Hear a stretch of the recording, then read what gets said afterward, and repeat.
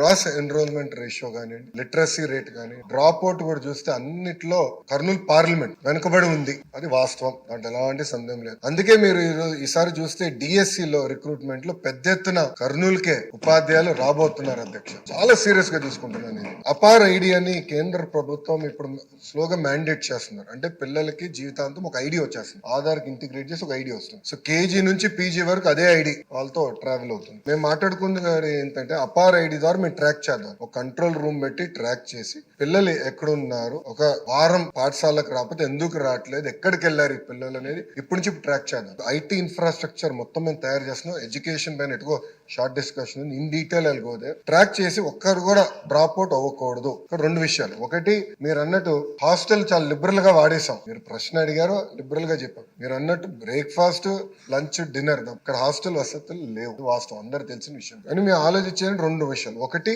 ఇప్పుడున్న సంక్షేమ హాస్టల్స్ ఎట్లా బలోపేతం చేయాలి ఒక భాగం అవుతే వలసలుగా వెళ్తారు అధ్యక్ష. ప్రధానంగా వాళ్ళందరూ మిర్చి సమయంలో ఇక్కడికి వచ్చి గుంటూరులో ఎక్కువ శాతం మంది ఇక్కడ ఉంటారు. సో వాళ్ళు ఇక్కడికి వచ్చినప్పుడు ఇక్కడ అడ్మిషన్స్ ఇవ్వచ్చా, దానికి విధి విధానాలు ఏంటి అంటే వచ్చేది ఒక 4 నెలలు 5 నెలలకి ఇక్కడ అడ్మిషన్స్ ఇచ్చి వాళ్ళ పిల్లలకి చదువు ఇక్కడ కొనసాగించచ్చా, ఎందుకంటే అక్కడ స్కూల్ కిట్ ఎటువ ఇస్తాం కనుక ఇక్కడ చేయొచ్చు. ఆ ట్రాకింగ్ కూడా ఇప్పుడు మొదలు పెడతాం. అది ఒక భాగం. అంటే ఒక పక్కన హాస్టల్స్, ఇంకో పక్కన ఈ ట్రాకింగ్ రెండు ఉంటేనే డ్రాప్ అవుట్ రేట్ తగ్గుతుంది. దాంట్లో ఎలాంటి సందేహం లేదు.